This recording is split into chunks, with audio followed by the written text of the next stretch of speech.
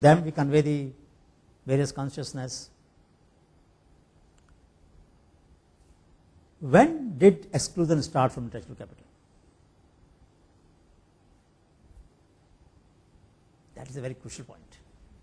When did exclusion start? To believe that we only exclude now, no.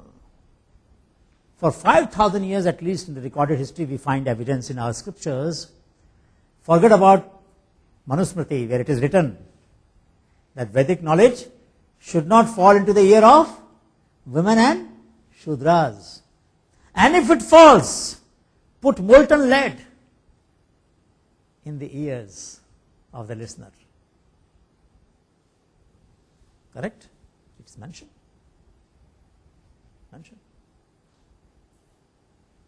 It is mentioned. Tulsidas also has said it. Talan ke adhikari. Right? So, exclusion among all for women in particular and of the Dalits. But this is a recent history. 5,000 years. But why did it start? Originally, before the caste or cultural dimension came, the exclusion was there even at that time.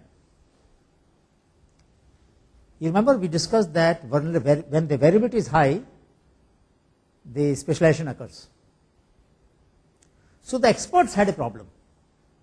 They had a problem that if I have a solution, if I have a recipe, if I have a medicine, if I have a technology, and it requires special attention to the diagnosis, to the symptoms, special care for dispensation, special retinue or protocol for after dispensation care, and if those who are not capable of doing this get access to this knowledge, then my reputation will be at stake. That was the first reason for exclusion. जो ज्ञान का पात्र नहीं है उसको ज्ञान देने से फायदा नहीं, नुकसान होगा. That was the argument. So before I close, I would like to mention that I will not come to intellectual property because that is a very small part. We will discuss it later. That part of the knowledge from which you exclude others for a given period of time, which is a very small part of intellectual capital. A very large part of intellectual capital has remained open source at all times in history. At all times in history. At all times in history, people wanted to share their knowledge with no reciprocity and even no acknowledgement. In our culture, there was very weak tradition, if at all there was any, of signing the work. So you don't know who designed so many things in our life. We didn't give credit to people, or people didn't take whichever way you put it. Anonymity was a very strong feature of our society. In fact, it was said that if your left hand gives, the right hand should not know. No? The concept of giving in our culture is strongly anonymous. If your left hand gives, right hand should not know. In other words, don't feel very proud. अपने अहंकार नहीं आ जाए दिल में. You should not feel proud that you are doing something, you are giving something. No way. You gain more than what you give actually. That's what it was. So I'll stop here, and tomorrow we will look at we will look at the relationship between the nature dependent society and the market dependent society. We will see how did knowledge started being managed. Knowledge was being produced. How did exclusion begin? We will spend a little more time. And whether some of the factors which led to the exclusion are still valid. We will also look at how the expertise evolves today and how was the expertise evolving then. For example, if a doctor asks a patient some questions and patient is telling something, many times doctors stop listening. No, it's okay, and he starts writing the prescription. But patient says, but sir, मुझे एक और भी बात कहनी है, मुझे ये भी कहना है आपको, and doctor has no time, or doesn't feel the need for it. He thinks he already understands what you know, what your problem is. Today, the average time the doctor spends with the patient, particularly good doctors, is very small, very little. Isn't it? Over a period of time, the average time is going down. No surprise that we are getting overdose of medicines. So today, doctor gives you 15 medicines or 10 medicines, thinking that at least some medicine will work for some combination of problem, so that you will get well. In other words, over drugging, less listening, less targeting of the drug, more generalized treatment, and the result is that you get some extra medicine for some ailment which you didn't have, less for some which you had, and a whole range of complications. How come we reach this point? How come we reach this point? A sister is listening, and a nurse is listening, and the patient says, but you know, I have got some problem here. No, this happens and this problem, this happens. Tell the doctor, don't tell me.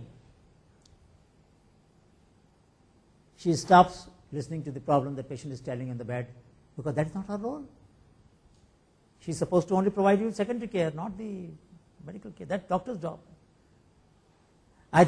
She would not even like to write down what patient is telling and report to the doctor. So the doctor, when it comes, at least has extra information to do some follow-up correction in the course correction. No. So tomorrow we will discuss about the institutions of knowledge production, reproduction, dissemination, critique, and revision, etc., etc. All of which are very important elements for a dynamic society. Gargi, when she debated 2000 years ago, and when Charvak said, neti, neti, this is not, you know, Buddhist period produced the institution of debunking. Charvak's role was to question everything. So if somebody said, don't borrow, live within your means, their hymns were, borrow, live today, forget about tomorrow. You know, they had all the hymns opposite of what was advised by the wisdom. Why? They wanted to expand the domain of thinking. They were increasing the spectrum of thought so that you can work out the middle ground. Their argument was that the spectrum is limited, your choices are limited. So if you widen the spectrum, the choices are more. What a thought. What a thought. An institution evolved. Charvaks during Buddhist period as an institution were responsible for debunking every possible knowledge. Their job was to critique any theorem, any thesis. They have to find a good argument against it and broaden the debate, broaden the space for debate. That was there. So we will look at that. If you can read something about Charvaks, please do. That's a very interesting process. I wish we will reinvent Charvaks in contemporary world so that there will be more critique. We are achieving consensus far too quickly today and far too much. Today a PhD student, pardon me for saying it, but those of you who are doing FPM or PhD should remember it. Today you take the words of the Mathadhish, the saints of the discipline, as gospel. Your job is to prove what they said is right. Am I right? Rather than disprove. The seeds of conformity and compliance are so ingrained. How can new theories evolve if they are going to accept everything that the senior authors have said? We have so much respect. Where from this came? It is a sign of timidity and fear. It is not respect. It is timidity. When did in our culture timidity enter? We will discuss that tomorrow.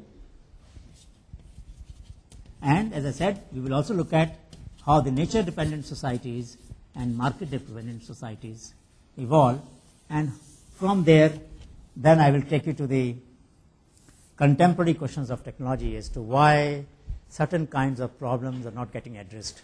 What are the fundamentals? Why in physics, in chemistry, in biology, in finance, in marketing, in social sciences, in all the disciplines, there is a crisis today.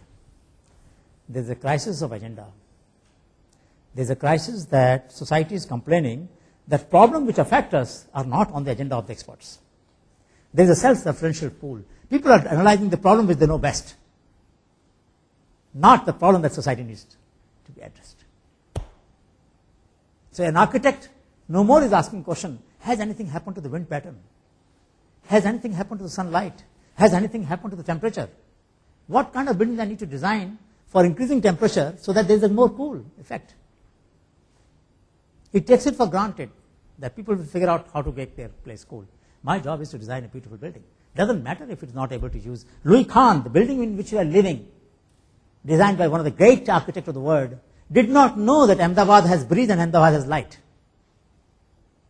You see the point? So if electricity goes, our corridors are completely dark. We cannot work in our office. There is no cross ventilation. There is no cross ventilation, there is no light. Isn't it true? Anybody who has seen our office knows it. Bijli gayi, kaam band. What? A great architect, one of the greatest architects, working with greatest Indian architect, forgot that there can be a cross ventilation and there can be light. How can these major blunders happen? We have to understand that, and they are still happening. Because we have got dealing our knowledge, feeling, and practice have got dealing somewhere. So when I'm practicing, I'm not applying my feeling of how I live this place. That is separate. That is the personal department. This is my professional department. The professional norms, professional conduct, and my personal conduct have got detached.